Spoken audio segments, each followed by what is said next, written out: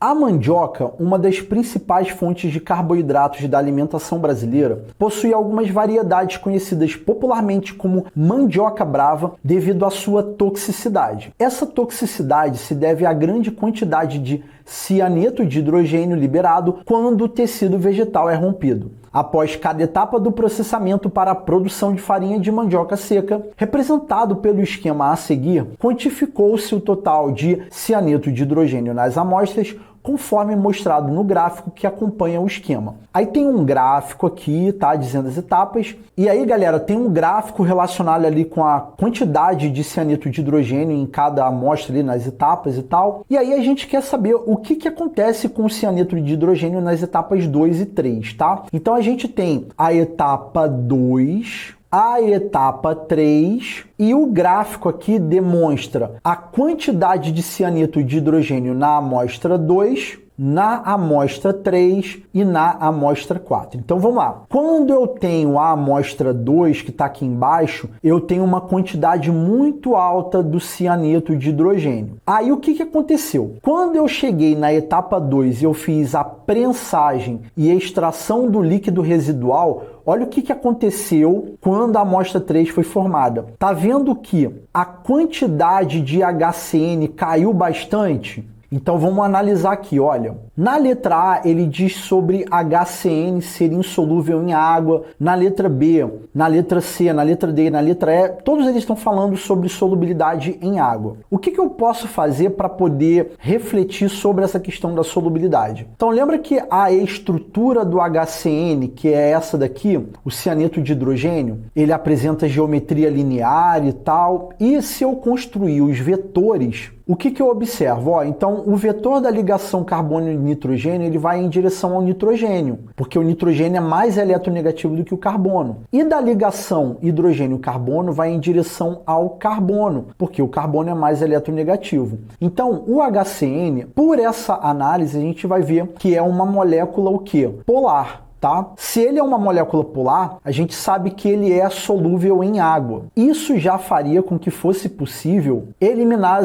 algumas alternativas, como por exemplo, a letra A, letra B e a letra E. Mas eu quero chamar a atenção para você que ainda com essa análise, e aí eu queria chamar a atenção de você que está acompanhando o vídeo, que é assim, Marcelo, mas e se por exemplo eu não soubesse analisar a polaridade da molécula, né, relacionado com tópicos anteriores e tal, o que eu poderia fazer aqui para resolver essa questão? Então tá vendo que na letra A ele diz que é insolúvel em água formando um precipitado? Aqui na etapa 2 ele está dizendo que é formado um líquido residual, que é a tal da manipoeira. E esse líquido residual que é oriundo da mandioca, esse líquido ele só pode ser à base de água. Então não faria muito sentido você pensar no HCN ser insolúvel em água, porque esse líquido residual que é oriundo da mandioca, ele é à base de água. Então você poderia eliminar todas essas alternativas, né, que fala do HCN ser insolúvel em água. Então,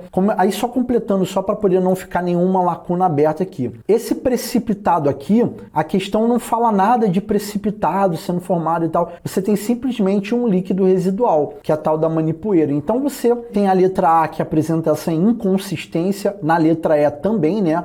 Mais uma vez falando de precipitado. E na letra B, ele diz que o HCN é insolúvel em água. Então, se ele é insolúvel em água, como que a manipoeira poderia ter apenas uma fase, né? Já que a base desse líquido residual, no caso o solvente, seria a água. Então, não faz sentido também a letra B. Então, isso poderia ser uma visualização de quem por acaso tivesse ali a dificuldade de, por exemplo, montar a estrutura e tal, analisar a polaridade. Enfim. Então a gente está entre a letra C e a letra D. E aí, galera, a gente vai ver a etapa 3, o que aconteceu. Então, quando a amostra 3, que é uma massa prensada, passou por torração, olha lá, 160 graus Celsius, você teve a farinha torrada. Então, vamos lá. Na letra C, ele diz que o cianeto de hidrogênio permanece na massa torrada, e não é afetado pela temperatura. Não faz sentido, porque após a torração eu tenho a amostra 4. E a amostra 4, olha a quantidade de HCN. É muito menor.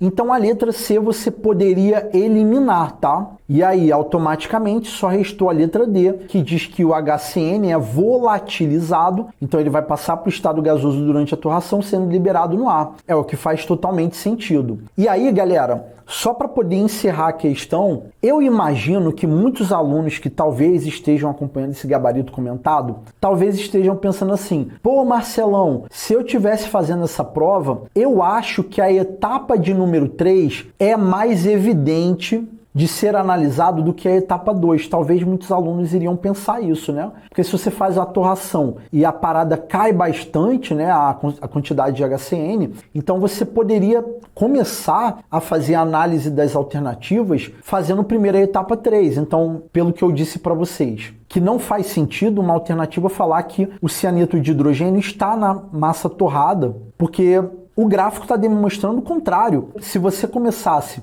pela etapa 3, você eliminaria a letra B, a letra C. E aqui na letra E, você tem dizendo que na temperatura de 160 graus Celsius, a ligação carbono, tripla ligação nitrogênio é quebrada. Galera, isso não faz sentido porque, caraca, você está trabalhando especificamente com a quebra de uma ligação tripla que você precisa de muita energia. As interações entre átomos, elas são muito fortes. Então, nessa temperatura de 160 graus Celsius, não tem como você romper a ligação tripla e tal. O que faz sentido é você volatilizar ali o HCN, tá? E aí você poderia eliminar também a letra E, e aí você ficaria entre a letra A e a letra D. E aí quando você fosse fazer a análise da etapa 2, você poderia talvez fazer uma eliminatória com relação à questão de ter precipitado ou não. E aí você chegaria na letra D, a alternativa correta, tá? Eu acabei me estendendo aqui um pouquinho nesse vídeo, mas é só para mostrar para vocês algumas linhas de raciocínio que poderiam ser possíveis para se chegar na letra D como alternativa correta dessa questão.